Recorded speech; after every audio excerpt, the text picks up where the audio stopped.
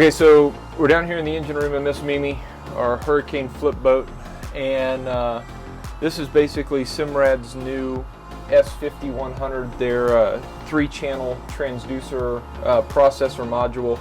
We've got it down here in the engine room. We've got 2 of the 3 channels currently hooked up. One's the high frequency to our big 509 transducer. The other one's the low frequency to the same big 509 transducer.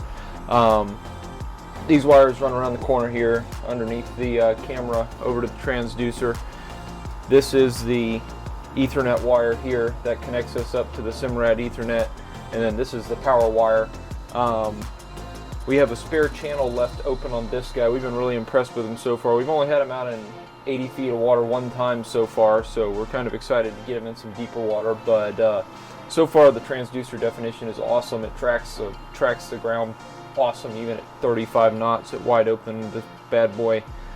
We've got 1 channel left open here. We've got 1 transducer that's still on the boat that we haven't hooked up. That it's an old transducer, so it's always an option to hook up later, so we're just going to leave that open for now. So this is the Structurescan 3D box. It's got 2 side scan through hole stainless steel transducers that are plugged into it right here. One's on the left side, one's on the port side, one's on the starboard side of the boat. Both are under the engine. Nice and fun to get to. Transducer cables come in here. On the top we have a power cable that we've got wired over there. We'll show you that in a minute.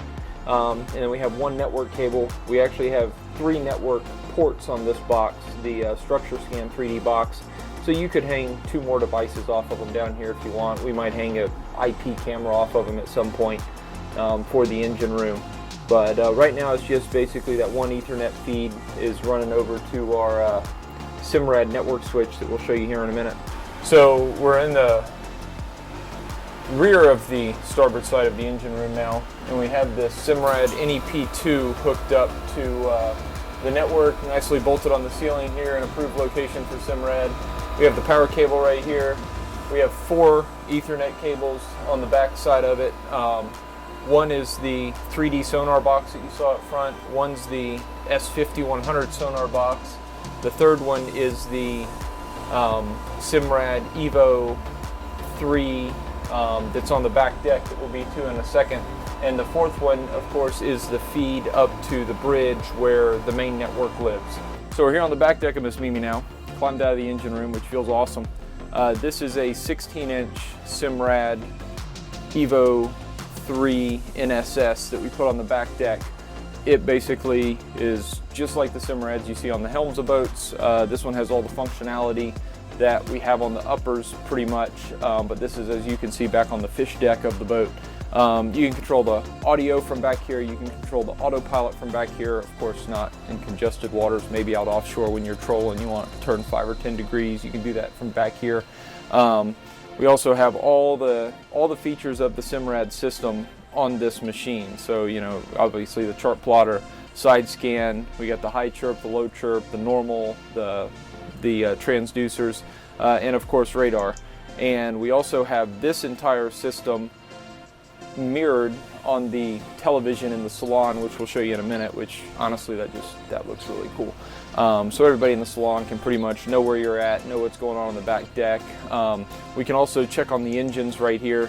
If the engines were powered up, we'd have all the instrument information right here on this screen, which is also really cool, instead of having to climb down in the engine room to look at it if you wanted to see it from here.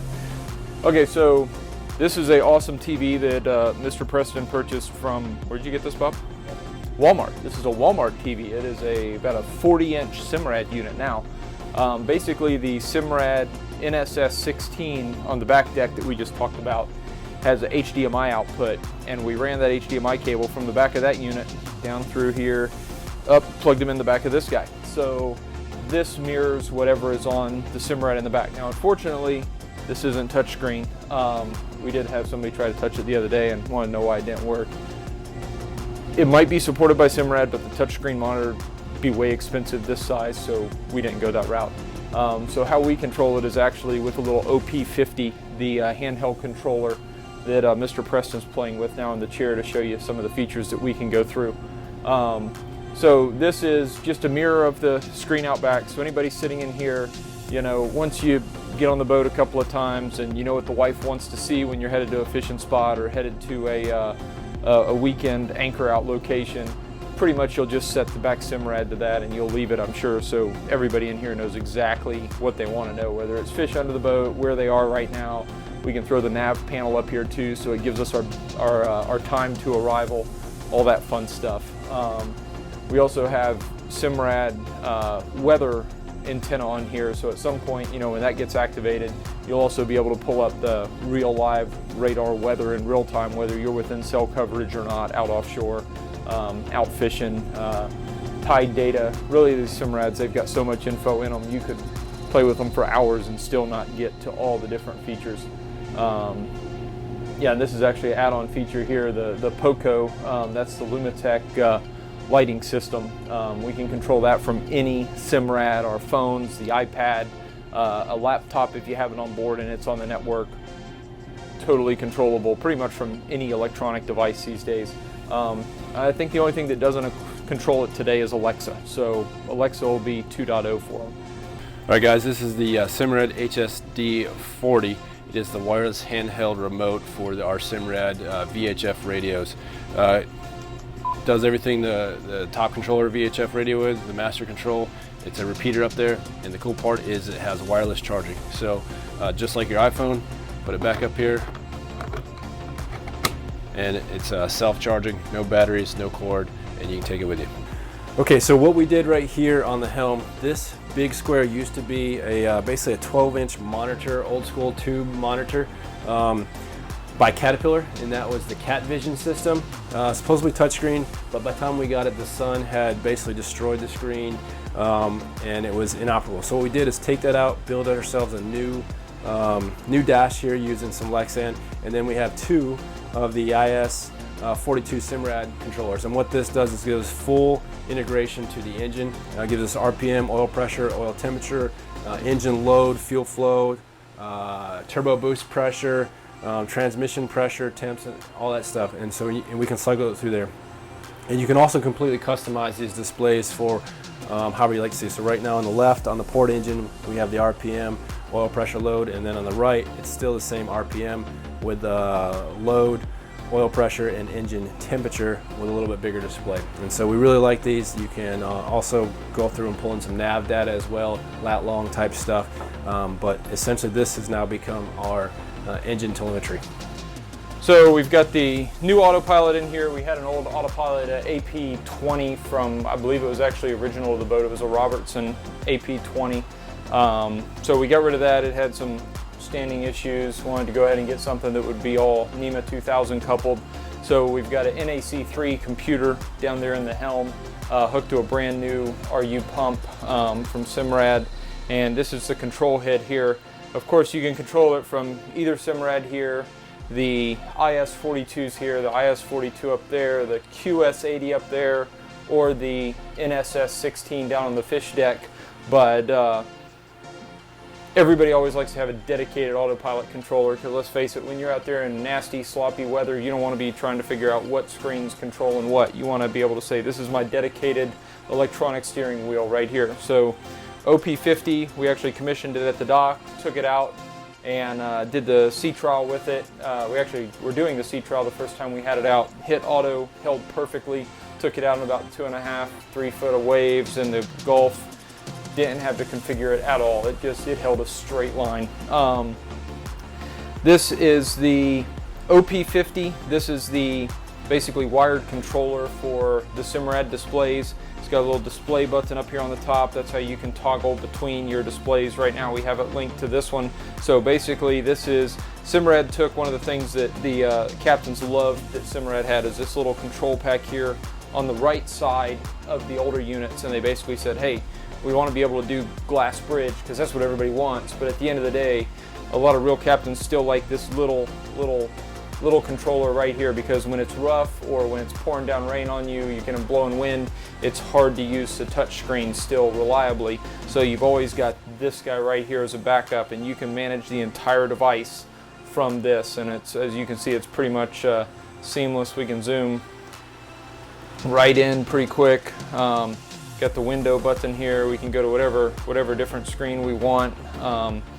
and we can control the stereo from here, the autopilot from here.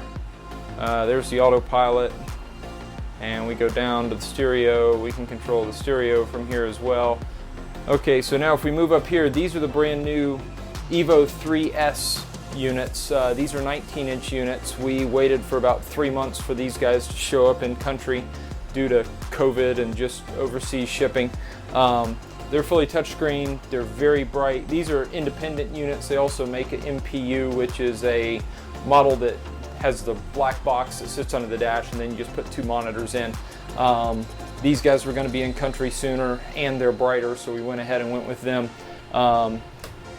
As you can see, the screens are awesome. The clarity's awesome on them. We've got plenty of real estate here to do actually more than what we actually have. We can go to a 6-pack on both of them if we want to. Radar chart, side scan, high chirp, low chirp, and then this would be the forward scan here. Let's see. Also have your standard Simrad nav window capability. And let's get over to the Lumitech system. We'll do more on the Lumitech, but just to show you where it is. Basically, once you plug in, there's no configuring at all that went into this. We literally had this machine on, and we plugged the Lumitech Poco box into the network, and all of a sudden this little icon popped up. It was almost scary how well it worked. And so that's the switches for the Lumitech lights. We'll get into that later. Hey guys, again, up top of Miss Mimi Tuner Tower. So we have the Simrad QS80 or Quick Stick 80. This is simply an autopilot control for us, and so instead of putting a wheel back up here with hydraulic lines and stuff, we chose to just take a digital approach to steering, and so this gives us full control of the autopilot as well as full control of the rudder simply by moving the stick left and right. And then a cool feature that we like is if you just hit it down, it automatically centers the rudder, and we go back to control with the props. And this is the Simrad IS42. It's a simple display that also gives us both engines, temps, pressures, fuel, etc., and control of the autopilot. And so we're up here on the tuner tower. You can still be checking on your engines. All right, guys, still on the same roof of the flybridge cockpit right now. And so this is our Halo radar, 48 miles, high def. So with this, we can see waves, we can see birds, obviously the big stuff, land, other boats, etc. So gives us pretty clear high def picture via radar while we're downstairs driving.